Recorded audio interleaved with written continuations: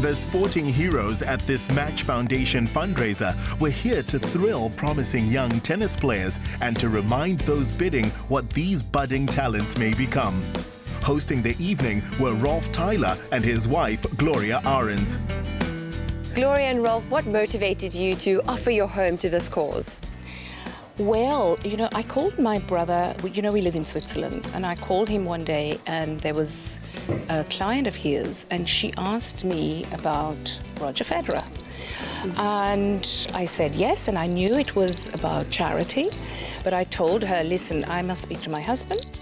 I think you've planted a seed now, and I think we might have somebody else, and that is Martina Hingis, who's a close friend of ours. And that's how it started.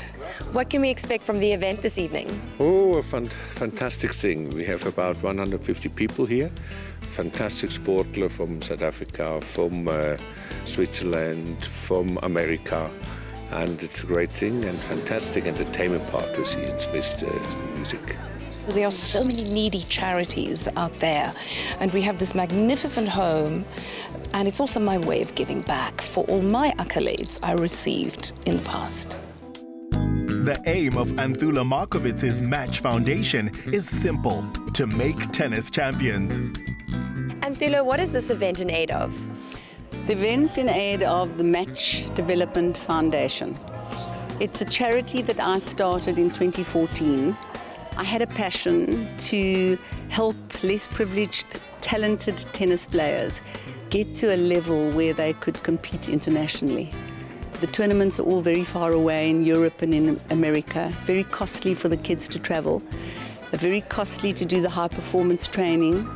And I found a partner in this passion of mine, who is Anthony Harris. He runs the academy that does the high performance training. And we scout the children that are really talented, and we put them through their paces really professionally, and we assist them to travel and to get the points needed to get into the tournaments and to further their careers. With former world #1 Martina Hingis as a guest, Gloria Arendz was asked to design her one of his famed creations. Errol, I believe you're responsible for Martina's gorgeous dress. What had happened from Switzerland, Gloria said to me, that Gloria thinks is very, very classic. So we made 4 beautiful, chic little black dresses for her and one very dramatic one. She put on the black dresses and she said, I like that dress on the doll. And the dress on the doll was so over the top and so mad, I thought Gloria summed her up in the wrong way. So I looked at Gloria, I looked at her, and I looked at my brother-in-law, Rolf, and I said, we've only got 2 days left. And they looked at me so just said, don't play games with us, you've done this before. And then I just looked at the staff and I said to them, help me. They all said, thumbs up. And we got cracking. So it's a beautiful project, beautifully accomplished on an exquisite creature. Martina became the youngest ever Grand Slam champion and world #1 after defecting from Soviet-controlled Czechoslovakia with her mother, Melanie Molitor. Just last year, you hung up your racket after a career spanning 3 decades and winning 25 majors. At the beginning, were there people that helped you become a champion? Well, definitely I have to say a big thank you and lots of gratitude to my mother, because she was a pro herself and she taught me the game of tennis, and thanks to her pretty much I am who I am, and I was able to reach the #1 position and win the Grand Slams thanks to her. We know you've played against several South Africans on the court, but have you ever been to our country in a personal capacity? No, it's my first visit to South Africa, and I'm very pleased to have gotten the invitation by the Theiler family, by Rolf and Gloria, and to be part of this wonderful charity and the organization. I went to play with the kids early already this week, and it's a great cause and I'm always up for it. What do you think is the toughest part about forging a career as a professional tennis player?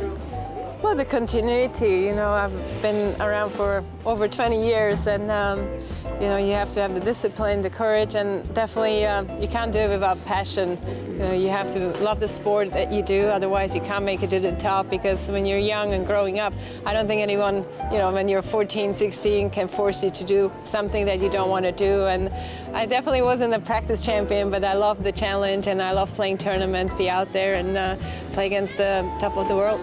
The academy, which trains the young hopefuls, focuses on producing well-balanced and grounded future champions. What can you tell us about the Match Foundation? I would love to know about the camaraderie amongst you and how you've all grown as a team. I think Match has been really special since it came to be involved with the Anthony Harris Tennis Academy. It's obviously given a lot of kids the opportunity to travel, myself included, and it's really made pursuing a tennis career much more accessible. What is it like meeting sports icons like Martina and Edwin? It was such an amazing experience. It gave me lots of hope. They were such amazing people, very kind, very nice, and they inspired me very much. And what would you like to say to the people here tonight supporting the cause?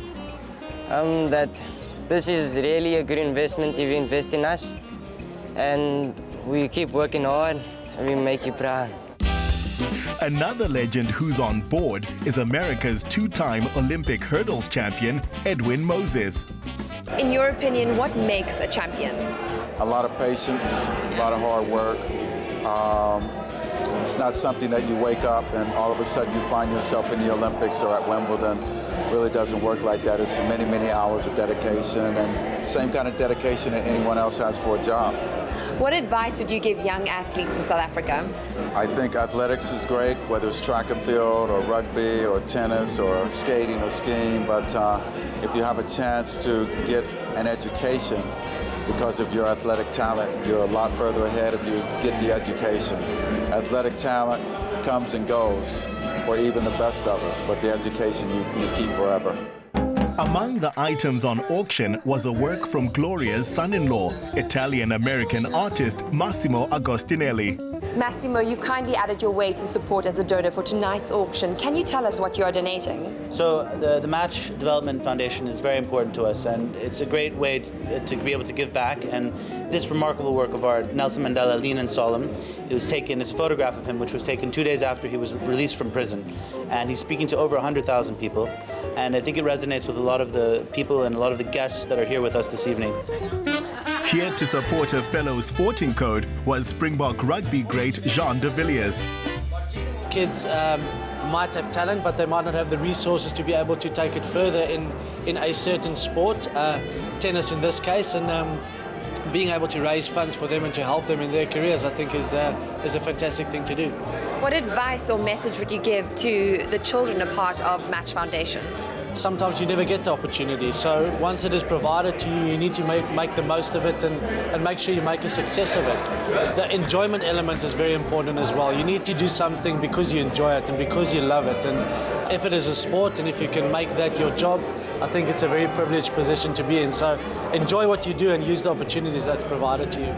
The stars gave priceless US Open and Olympic mementos for auction. The guests bid generously, and we look forward to the results.